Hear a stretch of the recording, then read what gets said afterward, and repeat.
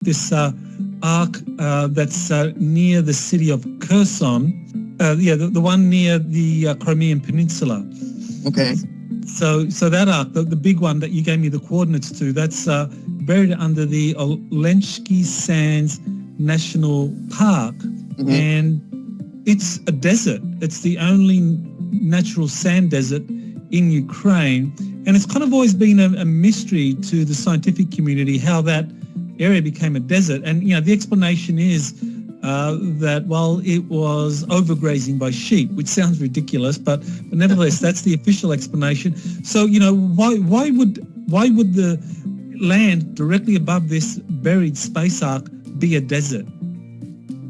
This particular ship has a protecting mechanism that makes everything that is above it or around it dry. I think it's a type of radiation that it emits, and it's stronger than other ships.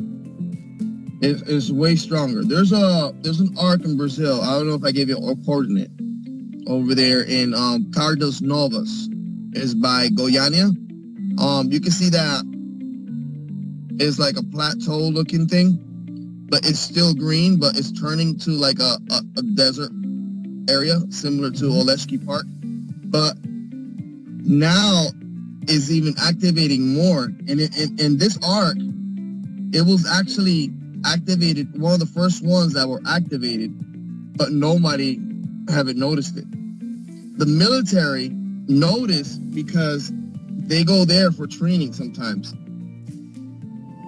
You're listening to Exopolitics Today with Dr. Michael Salla, your source for the uncensored truth regarding the human, extraterrestrial, global, and political agenda. Click the like button and subscribe to this channel. And now, here's Dr. Michael Salla. Well, I'm very happy to have JP back to Exopolitics today. He's got some updates to share with us. And JP, welcome back, and looking forward to hearing from you. How you doing, Dr. Michael Salla? Thank you for the opportunity. Well, do you want me to just ask some questions, specific questions about this Ukraine ark that you were told about? I mean, you began by telling me that you had been given coordinates about close to a month ago. So, who gave you those coordinates, and what were you told? It was a friend of mine from the Air Force, and he gave me the coordinates, and then I told him, why are you giving me these coordinates? He's like, hey, there's an ark there, and we're going to have to be protecting that particular ark. I remember me telling you when I went to the ark of the Atlantic, when we went there, I remember telling you that, the Russians and the Chinese was with us in that ark, and we went down to the Atlantic together, and we were in ranks. But I remember also telling you this was push. Like, we did not really want the Russians down there with us to share the information, not unless they let us in Russia into their ark, because they have an ark in Russia as well. And we told the Russians, hey, if you let us in your ark in Russia, we're going to let you in our ark over here that we found in the Atlantic, that we had a ship on top of it for I don't know how long, since 2014, since I think I got taken there the first time when it was not activated. But now that they're activating, and all these arcs are activating, the one in Ukraine activated as well. And they did not want, like, how can I put this? The United States, they know that that arc in Ukraine is one of the biggest arcs that we have on Earth. It's bigger than the one in the Atlantic, and it's slightly bigger than the one in the moon that we have there. So this ark is a big deal.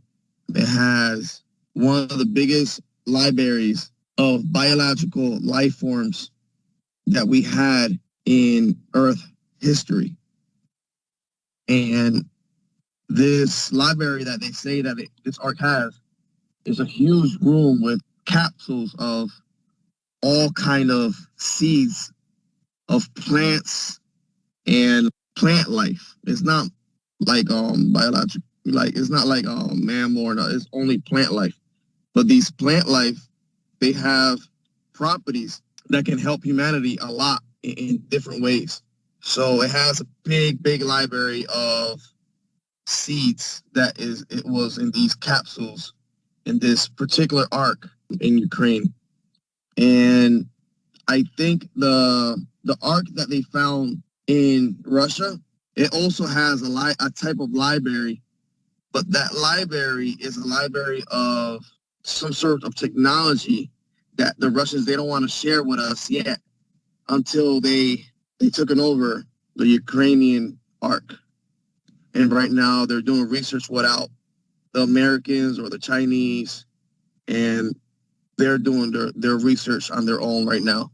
We're trying to get in there, and we will try to get in the ark. An incident happened that Americans, we jumped to one of those arks using a jump rope that each ark has, and right now we don't hear nothing about them.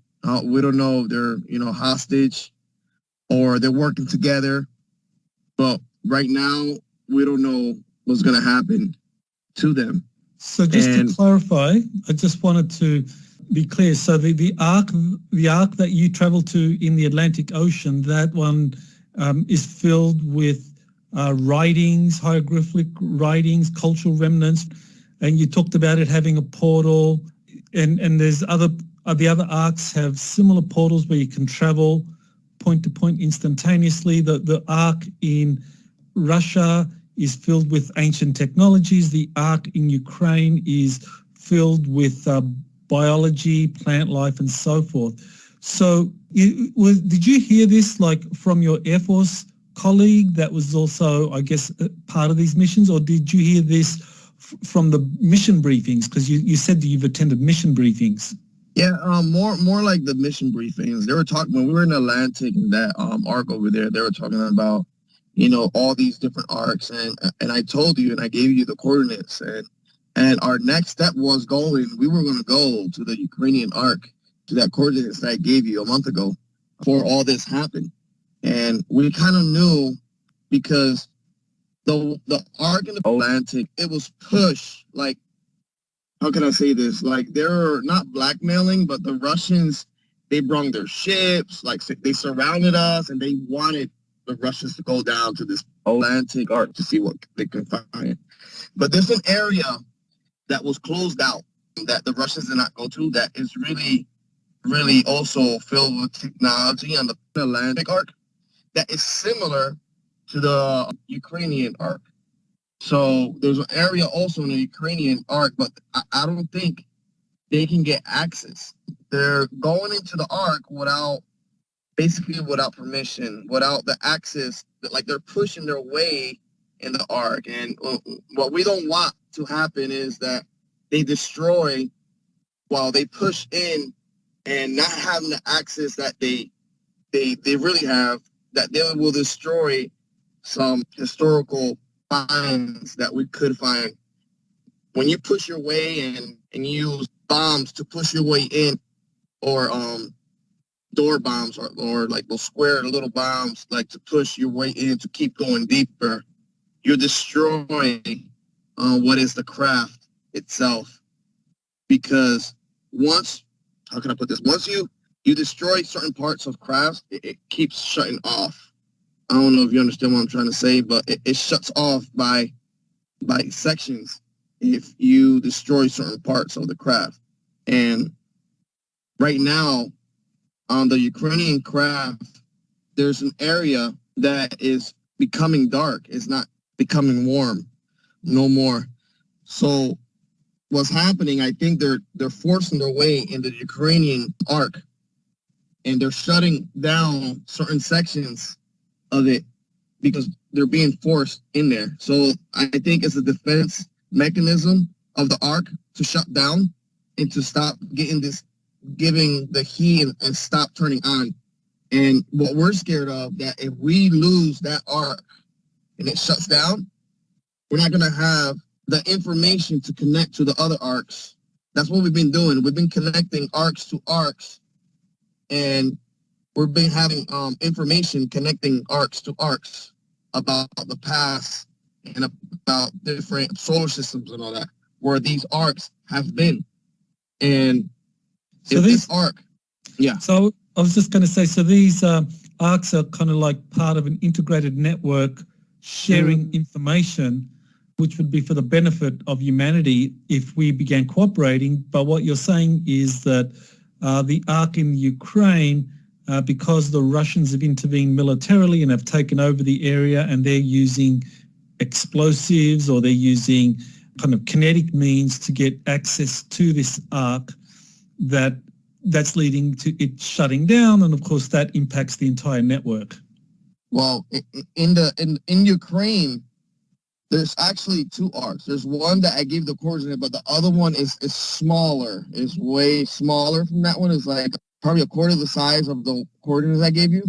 But the smaller arc is really important also. But I do not know the coordinates of that arc. So maybe in the future when we see where the Russians are going, because, you know, where they're coming from the south, they're coming from the east, and they're coming from the north. So this smaller one, I don't know if it's by Kiev. What is that city that they're getting close with 40-mile long convoy? Oh, yeah, I always pronounced it Kiev, but now the news reports call it Kyiv, so I'm not sure what's going on there. Kiev. So I think it's closer to there, the other arc. And I just hope this arc is not under the square of Kiev. And that's what they're trying to protect. And one of the reasons I believe this arc can be under the city of Kiev is because it gives out an energy to learn, to invent, to teach, to fight for. But I don't want to connect that to that, but there's another arc. But my belief is in that area, in that area where that convoy is heading to. Okay. Well, let's talk a little bit more about this arc that's near the city of Kherson. The one near the Crimean Peninsula. Okay.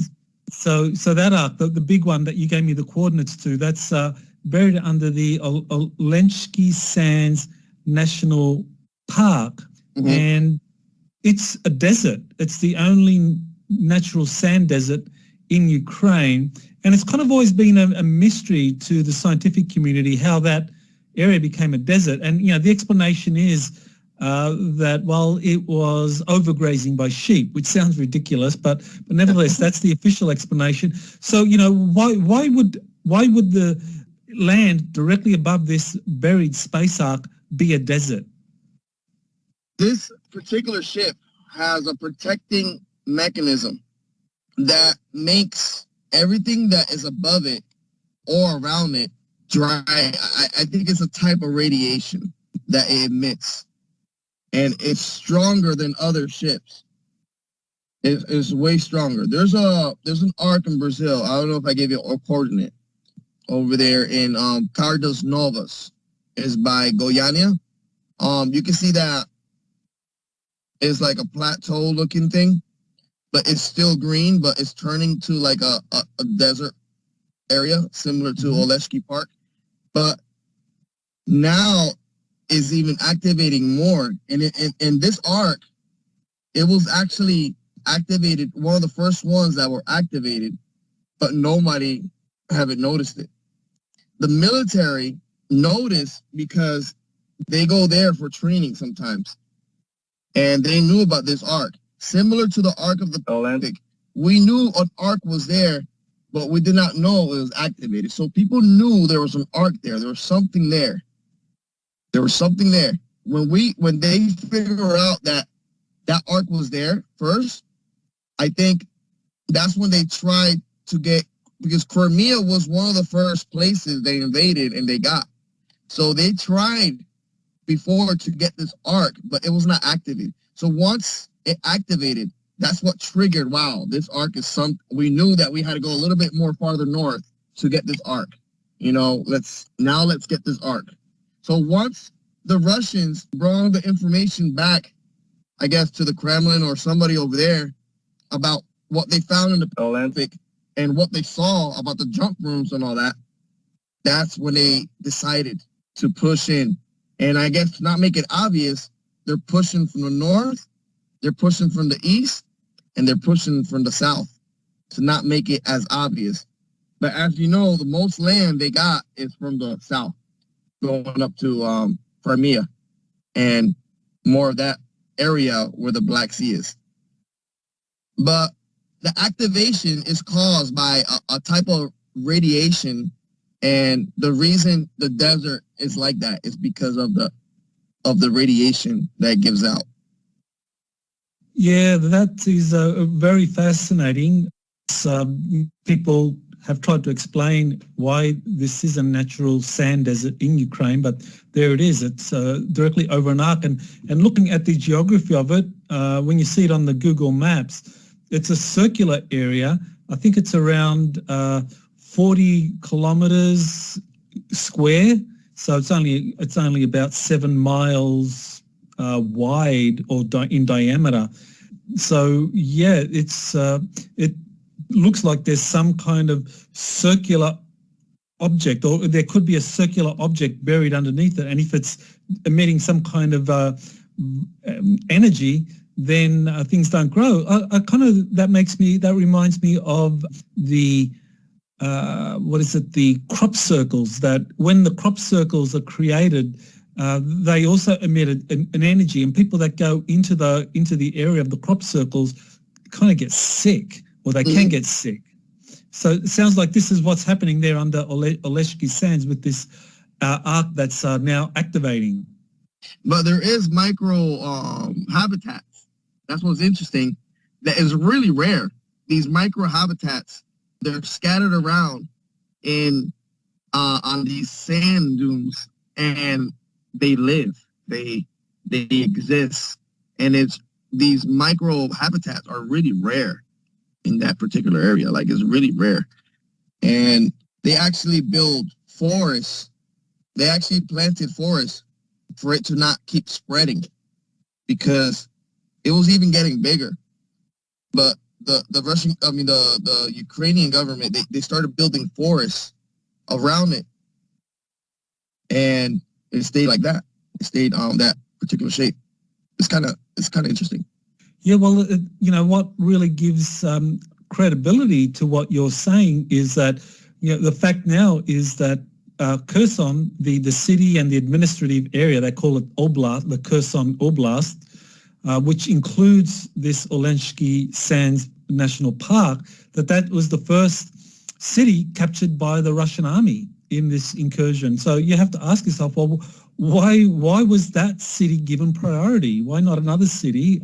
Even though they are heading towards Kiev, but this city has been captured, and the space ark under the Oleshki Sands is now under the control of the Russian military. So when you were being given briefings about the different arcs, were you told that the portal that connects the Atlantic arc with the Moon arc and the other arcs, were there covert teams that went into this arc under the Ukraine, or under the Oleshki Sands? Yeah. There was a team, American team, that went there, but we don't know what's happening with them right now. They're not communicating back. But now that's one of the reasons I think Elon Musk is trying to help out, to see if we can get this communication back over this Oleshki Park and in the middle of Ukraine, to see if we can get this communication back with these guys that went in there. It was a group. I think I told you that they went to a mission, but I did not go to this mission. And that was the mission, to go into this. They jumped into the Ukrainian ark. Wow, that's interesting. And the guys that did go on that mission, they're still there, and they presumably are trapped, or could they have been captured? You think they've been captured by the Russians? Really, for me, I think we're still working together on this. But what it looks like is that they're trying to figure it out, the Russians, but they don't want to give information out about what they're finding. They don't want to spread it out until it's concrete. I think the Kremlin wants to give the news that they found these Arks. And Vladimir Putin want to give this speech about what they're finding. And I think there's a fight of who tells this information first. It's a historical, print kind of thing, But I still believe they're still alive, not captured, because they're smart people and they have knowledge. Because all these Arks, they're kind of built the same way, but this one, Leshki Sand National Park over there in Ukraine, is kind of way bigger than all the other Arks. But it's still laid out the same. The dimensions are bigger, but it's still laid out the same, the areas and all that. Mm-hmm. So we're just waiting. If we don't hear from them, these guys that jump to the Ark, we're going to have to go in there. And that's what I'm hoping it will happen.